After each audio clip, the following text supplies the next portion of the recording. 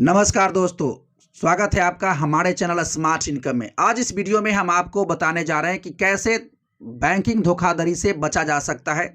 यानी हम ये सही नंबर की पहचान कैसे करें कि जो हमारे पास कॉल आ रहा है वो सही ही है या गलत है। तो चलिए पूरा डिटेल से हम आपको बताने का प्रयास करते हैं आसान भाषा में।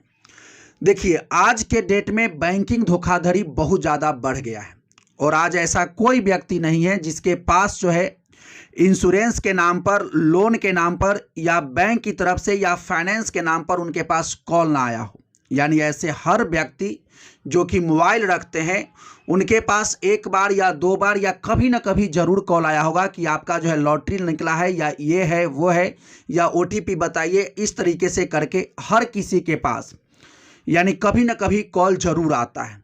तो अब रहा बात कि हम लोग आखिर ये कैसे डिसाइड करें कि जो हमारे पास कॉल आ रहा है क्या वो सही नंबर है या गलत नंबर है। क्योंकि जिस नंबर से हमको कॉल किया जाता है वो या तो मोबाइल नंबर होता है या तो हमारा लैंडलाइन से कॉल होता है। तो आखिर हम लोग ये जांच कैसे करें कि ये नंबर जो है यानी सही सच में बैंक का है या फ्रॉड नंबर है। तो देखिए, इन सभी चीज़ों से बचने के लिए RBI ने एकदम सख्त कदम उठाया है और RBI ने सभी बैंकों को ये निर्देश दिया है कि जो भी आप कॉल कस्टमर के पास करते हैं, चाहे बैंक हो, चाहे इंश्योरेंस हो, चाहे लोन या फाइनेंस के नाम पर, चाहे किसी भी तरीके का कॉल किया जाए, तो आपका नंबर जो होगा 1600 से स्टार्ट होगा।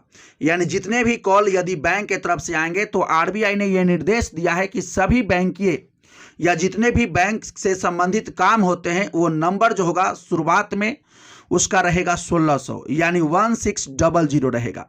और उसी से अगर आपके पास कॉल आता है तो वो नंबर यानी ऑथेंटिक है और वो सच में बैंक का है। और एक बात और ध्यान देने वाली बात है कि कभी भी बैंक या कोई भी बैंक हो या वित्तीय संस्थान हो, चाहे इंश्योरेंस कंपनी हो या लोन वाला या फाइनेंस वाला, कभी भी आपसे OTP नहीं पूछती है, कभी भी आपसे जो है ATM का नंबर नहीं पूछती है, कभी आपका डिटेल जानने का प्रयास नहीं करती है, कभी आपको जो है लिंक पर क्लिक करने के लिए नहीं कहती है। यानी RBI का ये सख्त गाइडलाइन है कि आप ऐसे जो है किसी भी चीज़ का कस्टमर से आप डिमांड नहीं कर सकते हैं। तो ये सबसे पहला बात जो RBI का निर्देश है कि जितने भी फाइनेंस के तरफ से कॉल आएंगे वो सभी के सभी 1600 से स्टार्ट रहेगा।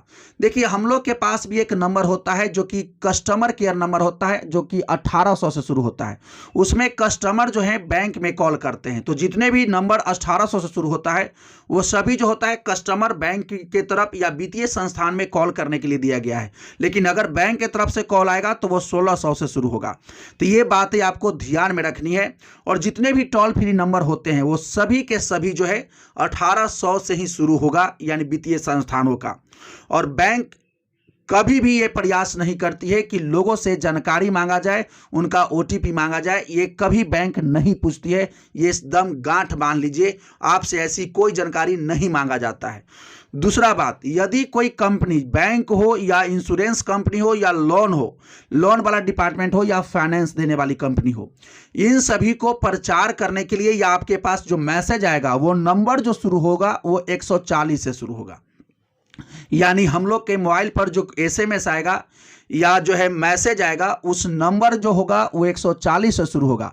क्योंकि RBI का एक सख्त गाइडलाइन है कि जितने भी वित्तीय संस्थान हैं अगर अपना प्रचार प्रसार के लिए, अपना स्कीम बताने के लिए जो ये मोबाइल का जो सहारा लेंगे, उन सभी का जो नंबर जो शुरुआत होगा वो 140 से शुरू होगा, 140 से शुरू होगा। तो इसलिए जब भी 140 से आए तो आप समझ जाइए कि ये बैंक से आया है या इंश्योरेंस कंपनी या वित्तीय कंपनियों से आया है जो कि रजिस्टर्ड कंपनी है। वो कभी भी आपके साथ धोखाधड़ी नहीं करेगी। लेकिन इसके अलावा कोई नंबर से यदि आपके पास कॉल या मैसेज या जो भी आता है तो वो समझ जाइएगा कि वो कहीं ना कहीं फ्रॉड है और फ्रॉड के व्यू से यानी आपके पास मैसेज भेजा गया है। तो ये बात आपको ध्यान में रखनी है। और हालांकि सरकार भी ऐसे बहुत सारे ऐप और पोर्टल लॉन्च की है जहां की लोग अपना शिकायत, जब भी उनके पास ऐसे फ्रॉड कॉल्स आएँ तो उसका शिकायत करने के लिए भी सरकार पोर्टल लॉन्च कर चुकी है। और ये पोर्टल का नाम है संचार साथी।